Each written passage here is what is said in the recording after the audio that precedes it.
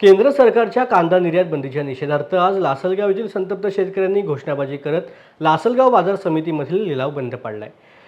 मागील आठवड्याच्या तुलनेमध्ये कांद्याच्या दरामध्ये पुन्हा 200 रुपयांची घसरण झाली। शिवाय सरकारच्या निर्णयामुळे शेतकऱ्यांचं 10,000 कोटींचं नुकसान झाले। त्यामुळे 7 डिसेंबरपासून झालेल्या विक्रीत 2,000 रुपये प्रति क्विंटल दरामधील फरक म्हणून देण्याची मागणी आंदोलकांनी केलेली आहे।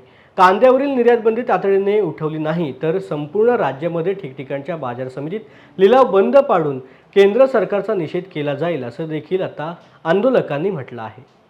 आवाज कमी येतो, आवाज वाढतो। उठलेच पाहिजे, उठलेच पाहिजे, उठलेच पाहिजे, उठलेच पाहिजे, उठलेच पाहिजे, उठलेच पाहिजे, उठलेच पाहिजे, उठलेच पाहिजे, उठलेच पाहिजे, उठलेच पाहिजे, उठलेच पाहिजे।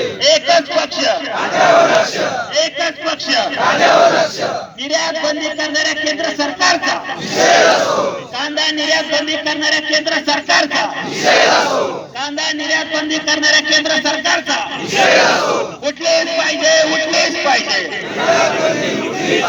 उठलेच पाहिजे, उठलेच पाहिजे, एकच पक्ष।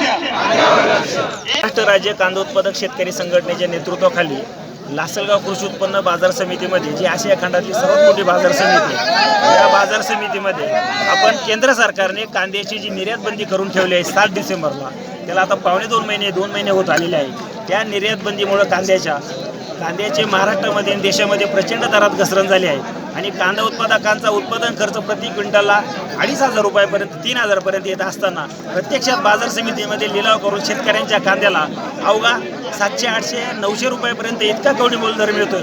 याच्यामध्ये शेतकऱ्यांमध्ये प्रचंड संतापाची भावना आहे। म्हणून हे लासलगाव कृषी उत्पन्न बाजार समितीमध्ये कांद्याचे लिलाव रोखून आपण आंदोलन संघटनेच्या माध्यमातून इथं उभारलं आहे।